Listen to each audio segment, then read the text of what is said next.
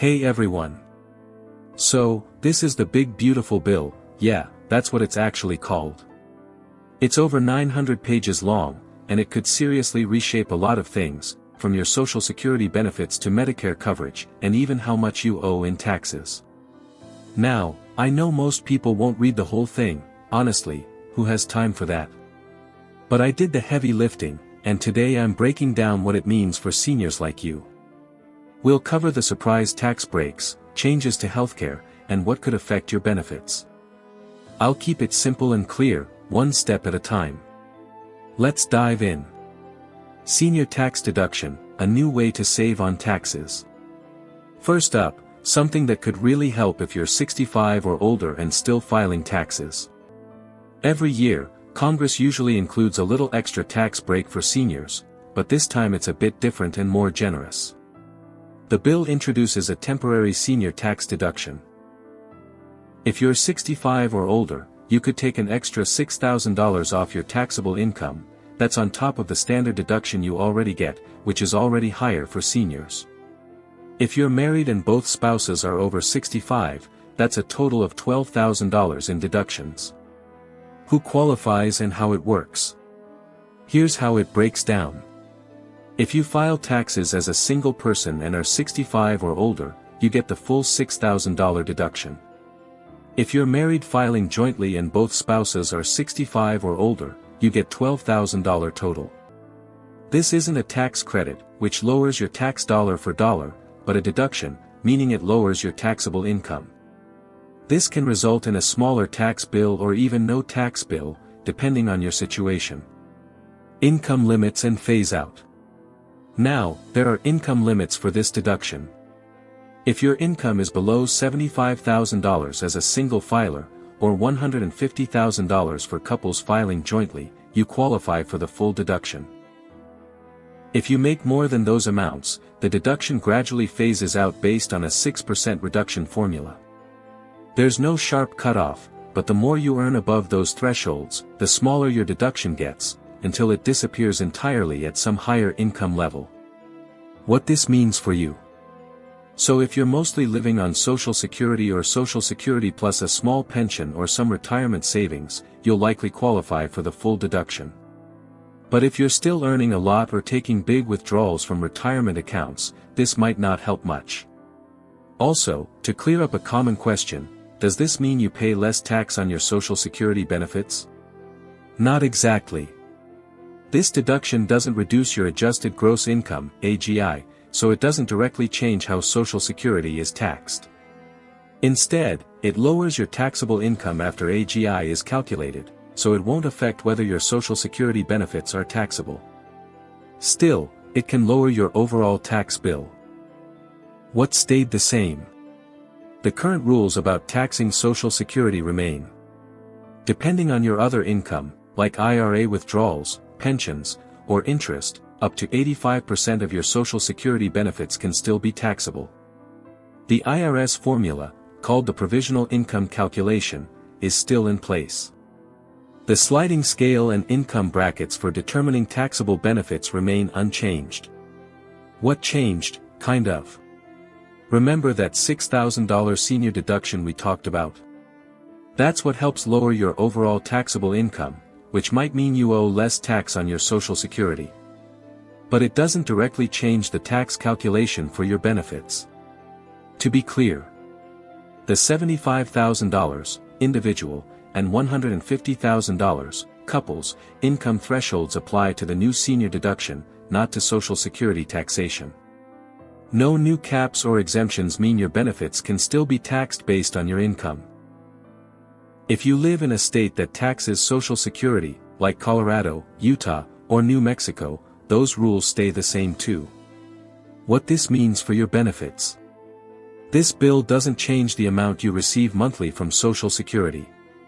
Your checks will stay the same. It's all about how the IRS treats your income when you file taxes. So while this deduction can help reduce your overall tax bill, it's not a total tax break on Social Security benefits. Medicare prescription drug changes, a big relief coming in 2026. Alright, moving on to Medicare, specifically the part that hits a lot of people hard: prescription drug costs. We all know those monthly medications can add up fast, especially if you're on a fixed income. The $2,000 out-of-pocket cap.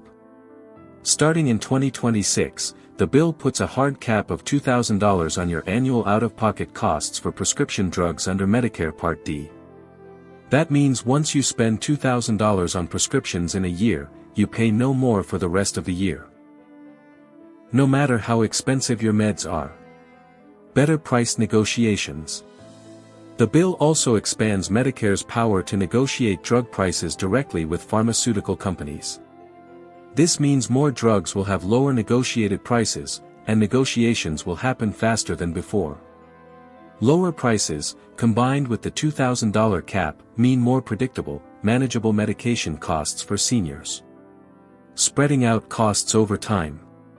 One more nice feature: you'll be able to spread out your prescription payments over the year, kind of like an installment plan. So instead of paying a huge chunk in January or February, you can budget monthly, which helps when money is tight.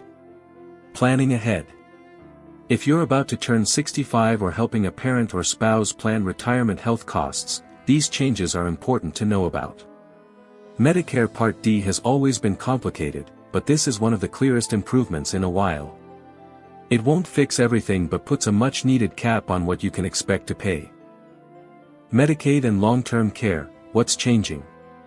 Now, let's talk about Medicaid, especially as it relates to long-term care. Many people don't realize that Medicaid actually covers most nursing home care in the U.S., especially for those who've spent down savings or never had many assets. Home equity limits and eligibility. One major change affects how much equity you can have in your home and still qualify for Medicaid long-term care.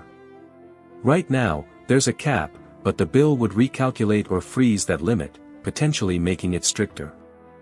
This means if you own a home and need Medicaid to cover long-term care, your eligibility could be affected. What could that mean?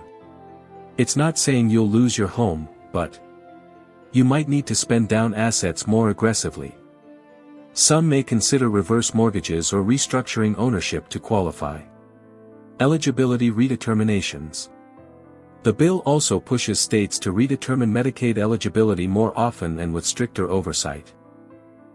If paperwork isn't perfect or deadlines are missed, people risk losing coverage.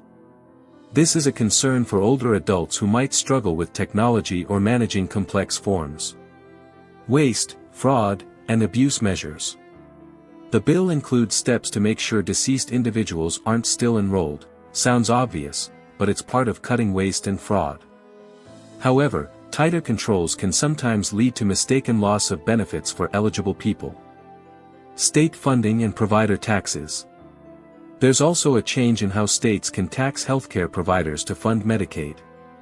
Some worry this could reduce funding, leading to fewer services, tighter eligibility, or lower payments to nursing homes and home care providers. Community engagement rules. The bill requires able-bodied adults to work, volunteer, or attend job training to keep Medicaid, but this does not apply to seniors. Still, it might affect younger caregivers or family members living with seniors. Rolling back COVID expansions. Temporary Medicaid expansions from COVID that helped people get home care are being phased out. That could mean fewer home-based services unless states decide to pick up the slack. Identity verification changes, what you need to know. Finally, a change that might sound small but can have a big impact: stricter identity verification rules for benefits like Social Security, Medicare, and Medicaid. Why the change? The government wants to prevent fraud, something most of us agree with. But these new rules could make it harder for some people, especially older adults, to access benefits. What to expect? You might have to use biometric scans, set up two-factor authentication, upload documents through online portals. If you've ever used sites like ID.me, you know it can be a bit tricky or frustrating. Be prepared. If you're applying or renewing benefits in person, be ready for extra steps to verify your identity. Wrapping up, what should you do now? So, what's the takeaway? Check if you qualify for the new senior tax deduction and plan accordingly. Know that Social Security taxes aren't going away but may be reduced a bit thanks to this deduction. Look forward to the $2,000 cap on Medicare Part D drug costs starting in 2026. Watch for changes in Medicaid eligibility if you or a loved one relies on it for long-term care.